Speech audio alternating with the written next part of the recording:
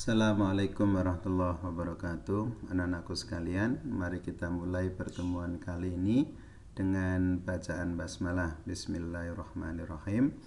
Anak-anakku sekalian, pertemuan kali ini kita akan masuk ke bab 2 pada semester kedua, yaitu kita akan membahas tentang teori evolusi. Apa itu evolusi? Evolusi adalah proses perubahan struktur makhluk hidup dari bentuk sederhana menjadi bentuk yang lebih kompleks dan berlangsung dari generasi ke generasi dalam jangka waktu yang sangat lama. Jadi kata kunci evolusi itu terjadi perubahan. Yang kedua adalah dalam waktu yang sangat lama. Itulah yang disebut dengan evolusi.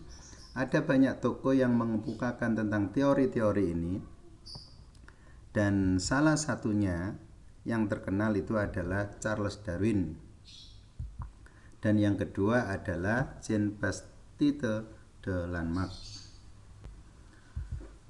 Menurut Lamarck, bagian tubuh makhluk hidup itu akan mengalami perubahan, baik ciri, sifat, dan karakter, karena dipengaruhi oleh lingkungan.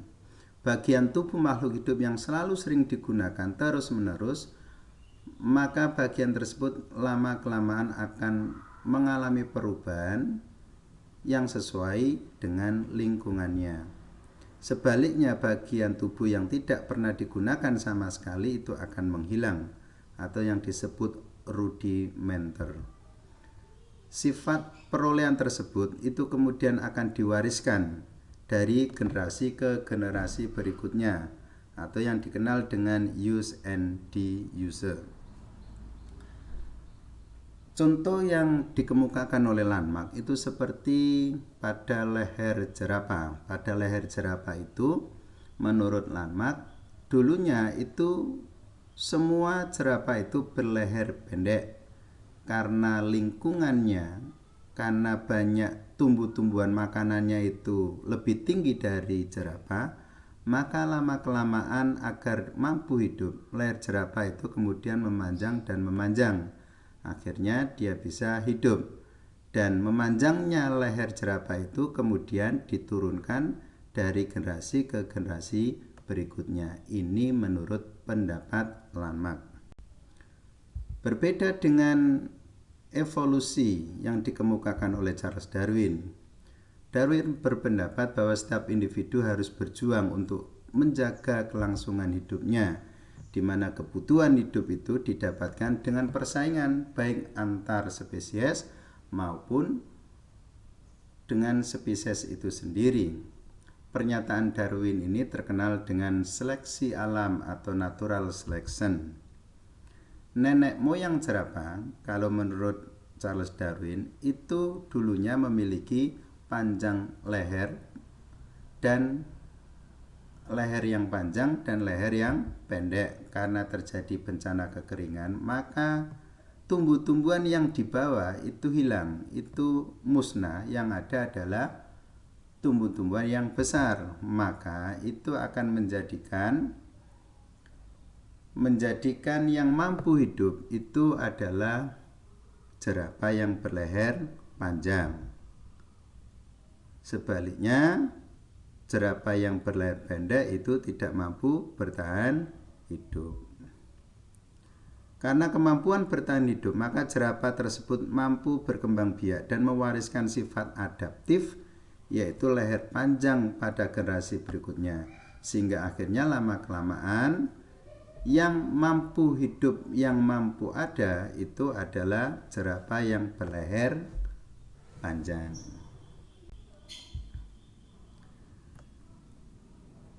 Contoh yang dikemukakan lagi oleh Charles Darwin yaitu tentang burung. Jadi ceritanya Charles Darwin pada tahun 1831 itu mengadakan ekspedisi keliling dunia. Dia singgah dari pulau satu ke pulau yang lainnya, dan pada kepulauan Galapagos Charles Darwin menemukan banyak spesies burung fin seperti yang ada di gambar di atas.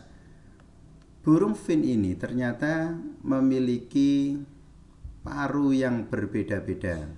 paru yang bermacam-macam. Perbedaan ini itu dipengaruhi karena perbedaan makanan. Dan menurut Charles Darwin bahwasanya burung Fin ini itu satu spesies moyang yang sama yang ditemukan pada waktu itu di Amerika Selatan.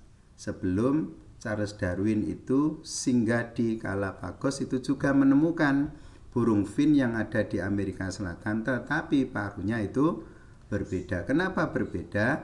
Karena makanannya berbeda. Terjadi adaptasi dengan kondisi lingkungan dan seleksi alam.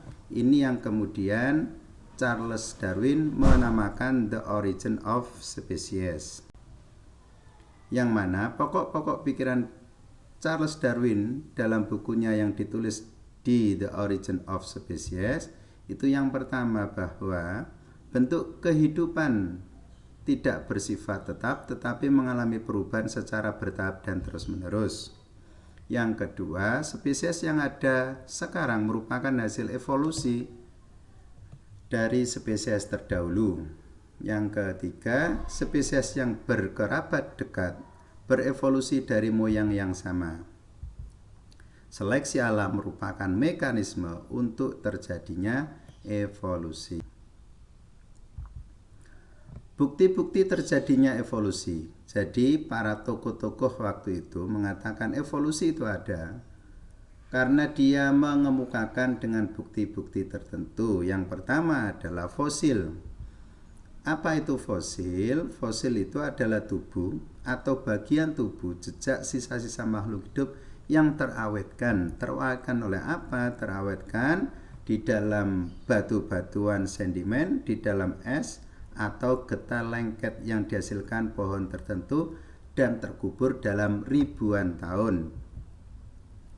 Terbentuk bagian terkeras dari makhluk hidup seperti bagian pada eksoskeleton, yaitu bagian kerangka luar, atau endoskeleton, bagian kerangka dalam. Ada bisa juga gigi, kayu, biji, spora, atau serbuk sari kalau pada tumbuh-tumbuhan. Contoh fosil yang pernah ditemukan adalah fosil ikan nira. Bukti yang kedua adalah perbandingan anatomi tubuh makhluk hidup. Meliputi proses pembandingan struktur tubuh pada hewan yang berbeda. Pada hewan yang berbeda terdapat struktur organ yang serupa. Berarti itu berasal dari nenek moyang yang sama. Itu menurut teori-teori, menurut tokoh-tokoh yang berpaham bahwa makhluk hidup itu terjadi proses evolusi karena ada makhluk hidup yang sama tetapi memiliki struktur organ yang serupa. Contohnya seperti pada struktur tungkai depan vertebrata, seperti pada lengan manusia, kemudian sayap burung, sirip depan paus, sayap kelelawar. Kalau kita lihat itu struktur lengannya, tungkainya itu memiliki persamaan. Struktur tungkai pada vertebrata tadi itu memiliki anatomi bentuk yang sama tetapi fungsinya berbeda. Ada untuk menggenggam, untuk terbang, untuk berlari, dan untuk berenang. Susunannya itu sama, bentuk dasar sama, fungsi berbeda. Itulah yang disebut dengan istilah homologi, yaitu strukturnya sama, fungsinya berbeda, disebut homologi. Contohnya pada kaki depan mamalia dengan sirip depan ikan. Nah, proses ini menjadikan terjadi proses evolusi. Jadi persamaan tadi, kemudian fungsi berbeda itu membuktikan terjadi evolusi. Evolusinya disebut evolusi divergen. Tetapi sebaliknya, bentuk dasar berbeda tetapi memiliki fungsi yang sama, itu disebut analogi. Jadi strukturnya itu berbeda, fungsinya sama, itu disebut dengan analogi. Contohnya pada sayap burung dengan sayap kupu-kupu, sama-sama untuk terbang tapi strukturnya berbeda. Ini menjadikan terjadinya proses evolusi konvergen, yaitu berbeda spesies yang berbeda menempati lingkungan yang sama dan akhirnya memiliki organ tubuh yang sama fungsi meskipun secara anatomi bentuk dasar berbeda. Itu disebut evolusi konvergen. Bukti yang ketiga adalah perbandingan embriologi, yaitu terjadi kemiripan pada tahap awal perkembangan embriologi, yang mana embriologi itu prosesnya dimulai dari zigot, morula, blastula, gastrula. Kemudian terjadi diferensiasi sel atau diferensiasi dan spesialisasi sel atau jaringan. Terjadi kesamaan pada tahap awal, yaitu memiliki notokot. Notokot itu calon tulang belakang, memiliki ekor dan kantong insang. Contohnya kita bisa lihat pada ikan, ini tahap awal, tahap tengah, dan tahap akhir. Tahap awal itu hampir sama semua, memiliki notokot, memiliki ekor, memiliki celak insang. Ini dijadikan sebagai bukti terjadinya evolusi. Mekanisme evolusi itu ada dua. Yang pertama seleksi alam sama mutasi gen. Mutasi pada populasi itu menjadikan terjadi perubahan pada gen sehingga menghasilkan alel baru. Selain terjadi pembentukan alel baru dan juga terjadi seleksi alam, memungkinkan adaptasi dengan kondisi setempat sehingga dua populasi makin berbeda secara genetik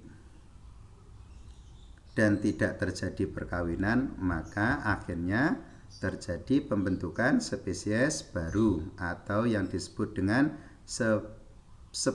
spesiasi. Terima kasih atas perhatian anak-anak, dan mari kita tutup dengan bacaan hamdalah. Alhamdulillahirabbil alamin.